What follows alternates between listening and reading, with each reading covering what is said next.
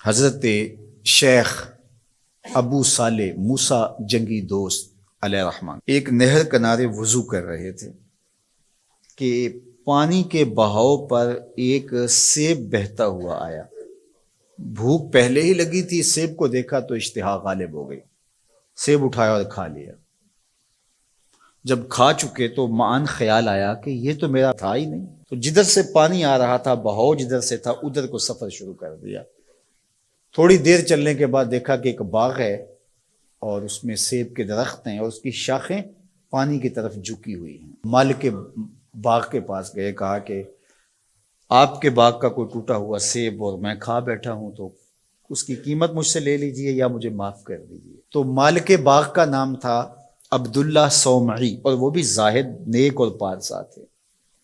جب انہوں نے دیکھا کہ اس نوجوان نے سیب کھانے پر مجھ سے معذرت کی ہے یا پیسے دینے کے لیے تیار ہے، یہ تو کوئی جوہر ہے، کہا 12 سال میرے باغ کی نوکری کرنی پڑے گی، اس کے بعد ایک شرط اور ہے، پوری کر دو گے تو میں تمہیں معاف کر دوں گا۔ کہا ٹھیک ہے، 12 سال نوکری کرتے رہے۔ کہا اب دوسری شرط ہے کہ میری ایک بیٹی ہے جو آنکھوں سے نابینا ہے، کانوں سے بہری ہے، زبان سے بول نہیں سکتی، اپاہج بھی ہے، چل نہیں سکتی، اس کے ساتھ تمہیں نکاح کرنا ہوگا۔ کہا یہ بھی منظور ہے۔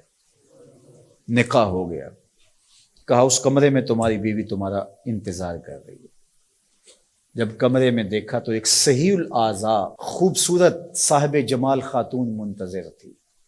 سمجھا غلطی لگ گئی ہے، واپسی جلدی سے پلٹے اور اتنی تیزی سے پلٹے کہ دروازے کی چوگاٹ کے ساتھ سر لگا اور سر پھٹ گیا اور خون بہ رہا، اور واپس آئے تو شیخ عبداللہ صومعی کہنے لگے کہ کیا ماجرا ہوا؟ کہا کہ وہ کوئی اور خاتون ہے، جو نقشہ آپ نے بتایا تھا وہ تو نہیں ہے۔ کہا وہی میری بیٹی ہے اور آپ کی بیوی ہے۔ وہ بہری اس لیے ہے کہ آج تک اس کے کانوں نے غیر محرم کی آواز نہیں سنی۔ وہ نابینا اس طرح ہے کہ آج تک اس نے غیر محرم کی شکل تک نہیں دیکھی۔ اپاہج اس لیے ہے کہ وہ غیر محرم کے لیے کہیں چل کے نہیں گئی۔ اسی طرح باقی جو چیزیں بتائی تھی ان کی تعبیر بتائی۔ کہا وہی تمہاری بیوی ہے۔ عبداللہ صومعی کی اس بیٹی جس کا نام ام الخیر تھا اور شیخ ابو صالح موسیٰ جنگی دوست کی بیوی، تو یہ صالح نوجوان اور یہ صالحہ خاتون نکاح کی بندھن میں بندھ گئے۔ اللہ تعالیٰ نے پھر ان کو ایک فرزند عطا کیا۔ اس فرزند کا نام الشیخ السید عبد القادر جیلانی علیہ رحمہ و رضوان تھا۔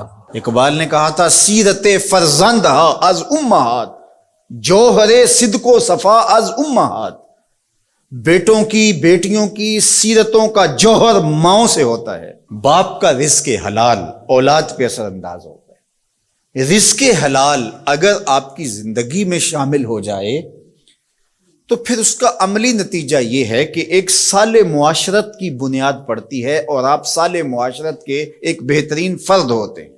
جس طرح رزق حلال نسلوں میں سرایت کرتا ہے اس کی برکتیں، اسی طرح سچائی اگر کسی معاشرے کے اندر پیدا ہو یا کسی فرد کے اندر پیدا ہو تو سچ اپنا راستہ بناتا ہے۔ اگر آپ کی زبان سچ نہیں بولتی اور آپ حلال رزق نہیں کھاتے تو پھر آپ جتنے مرضی نفل پڑھیں، جتنی مرضی عبادتیں کریں، اللہ کی قربت کا تصور بھی نہیں کیا جا سکتا۔ نجات کا راستہ یہ ہے کہ ہم ان دو چیزوں کو اپنی زندگی میں لازم کر لیں۔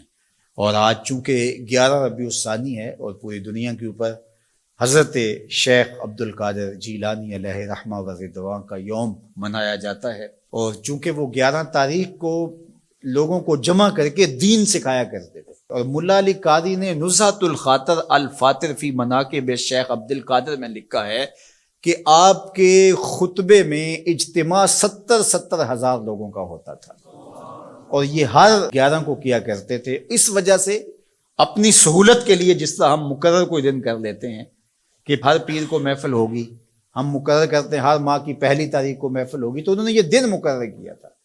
اور اس دن میں جب لوگ دور دور سے آتے، بغداد کے بھی بابو شیخ پہ لوگ جمع ہوتے اور باقی شہروں سے بھی لوگ اس دن آتے کہ چلو آپ کا آواز سنیں گے، تو آنے والوں کو کھانا بھی کھلایا جاتا، کیونکہ حضرت شیخ فرماتے ہیں کہ آدھا فقر بھوکوں کو کھانا کھلانا اور ننگوں کو لباس پہنانا ہے۔ تو جب جو لوگ آتے تھے تو ان کو کھانا بھی کھلایا جاتا۔ اب لوگوں کو صرف کھانا یاد رہ گیا ہے، اور جو واز کیا کرتے تھے، جو اس اجتماع کی روح تھی جس کے لیے سارے لوگ آتے تھے، وہ ہم نے بھلا دیا ہے۔ تو ہم عمومی طور پہ رسم پرست ہو جاتے ہیں، روحیں ہم سے رخصت ہو جاتی ہیں، جو بھی چیزیں ہوتی ہیں ان کی روحیں ختم ہو جاتی ہیں اور ان کی رسمیں باقی رہ جاتی ہیں۔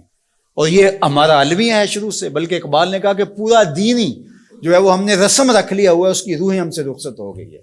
رہ گئی رسم ازاں روح بلالی نہ رہی، فلسفہ رہ گیا تلقین غزالی نہ رہی، مسجد مرثیہ خواہ ہے کہ نمازی نہ رہے، یعنی صاحب اوصاف وہ حجازی نہ رہے۔ حضور نے ارشاد فرمایا لا یبق من الاسلام الا اسمہ ولا یبق من القرآن الا رسمہ مساجدہم عامرۃ وہی خراب من الہدی۔ ایک وقت آئے گا کہ قرآن صرف رسم کے طور پہ باقی رہ جائے گا، اور جو ہے وہ اسلام کا صرف نام باقی رہ جائے گا۔ مسجدیں زیب و زینت کے لحاظ سے تو آباد ہوں گی، بڑے اونچے اونچے مینار ہوں گے، گنبد اچھے ہوں گے، قالین اچھے بچھے ہوں گے، دیواریں منقش ہوں گی، یہ سب کچھ تو ہوگا، لیکن نمازیوں سے خالی ہو جائیں گے، ہدایت کے نور سے خالی ہو جائیں گے۔ تو آج یہی ماجرا ہے کہ ہر چیز کی رسم باقی رہ گئی ہے۔